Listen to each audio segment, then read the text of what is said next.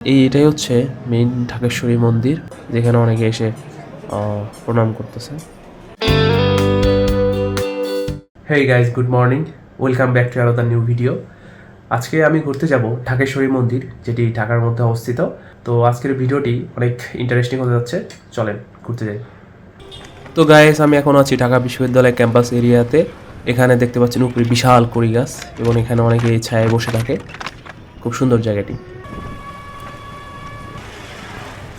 আর এই রোডে দেখতে পাচ্ছেন অনেক রিক্সা এবং দুই সাইডে কড়ই গাছ। চলে আসছি ঢাকেশ্বরী মন্দিরের গেটে। এখন আমি এর ভিতরে প্রবেশ করব। এই মন্দিরটি আসলে অনেক পুরাতন। এটার ইতিহাস যদি আপনারা পড়েন দেখবেন।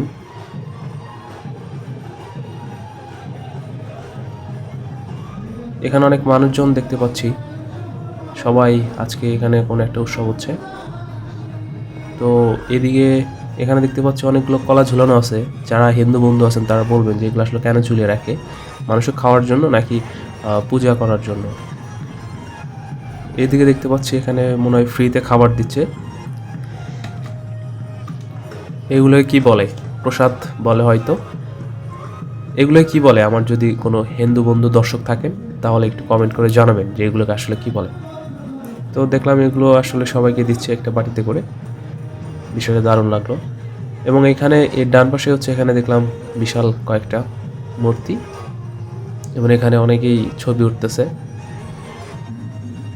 আর এই পাশে দেখলাম মোমবাতি জ্বালিয়ে রাখা হয়েছে। মোমবাতিগুলো দেখতে সুন্দর লাগছে। এখানে ধূপশালা আছে। আর এদিকে হচ্ছে অনুষ্ঠান হচ্ছে, এখানে সুন্দর গান হচ্ছে দেখলাম। বর্ষবরণ উৎসব। অনেক মানুষ বসে বসে সেই অনুষ্ঠান দেখছে। এখানে মিষ্টান্ন ভাণ্ডারের দোকান বসেছে। এখানে হরেক রকমের মিষ্টান্ন রয়েছে। এগুলো আসলে দেখতে যেমন তো চমৎকার, খেতেও মজা। এখানে অনেক সন্দেশ এবং মিষ্টি, নানান কিছু। এখানে একজন ফুলের দোকান দিয়ে বসছে। আর এখানে অনেক কিছু মোমবাতি, ধূপশালা, এইসব কিছু এখানে কিনতে পাওয়া যায়। আর এটা হচ্ছে মেইন যে মন্দির আছে, সেই মন্দিরের প্রবেশ গেট। তো এটা দিয়ে আসলে মেইন মন্দিরে ঢুকতে হয়।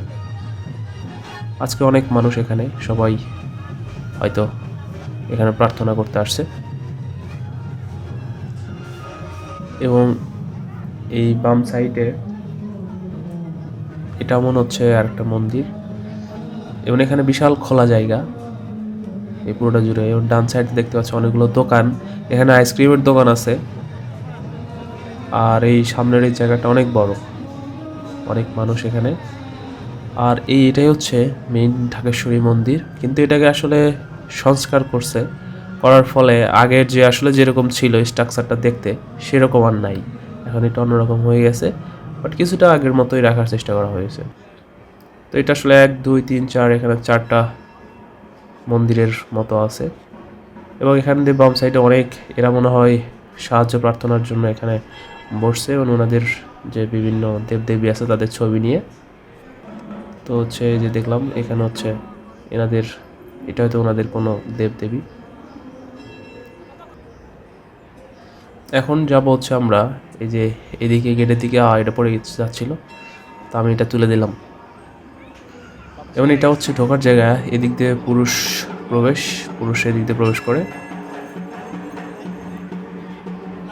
এবং এখানে জুতা খুলে প্রবেশ করতে হবে।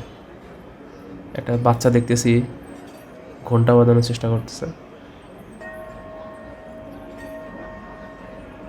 এই যে এখানে অনেক মোমবাতি জ্বালানো হয়েছে, এবং কিছু জ্বলতেছে এখন, আর কিছু নিভে গেছে। আর এখানে অনেকগুলো ধূপশালা, ধোঁয়াগুলো সুন্দর লাগতেছে। এখানে আপনি ফ্রিতে জুতা রাখতে পারবেন, আর যদি কেউ কোনো টাকা দিতে চান সেটাও দিতে পারবেন। কোনো জোর জবরদস্তি নাই। আমি এই ভিতরে প্রবেশ করলাম। তো দেখি এটা হচ্ছে আসল মন্দির। আর এখানে হচ্ছে পুরোটা, এখানে মানুষ যখন বেশি হয়ে যায় তখন তারা সিরিয়াল ধরে হয়তো এখানে পূজা করে। তো এটার ভিতরে আসলে মেইন যে এখানকার যে আগের যে দেবীর মূর্তি টূর্তি আছে সেগুলো এখানে দেখতে পাচ্ছেন। এখানে অনেক মানুষ ভিড় করেছে, তারা হচ্ছে সবাই পুজো দিতে আসছে। এবং ছেলে মেয়ে 2 রকম লাইন, ডান সাইডে মেয়েরা আর বাম সাইডে ছেলেরা, যেখানে অনেকে এসে প্রণাম করতেছে।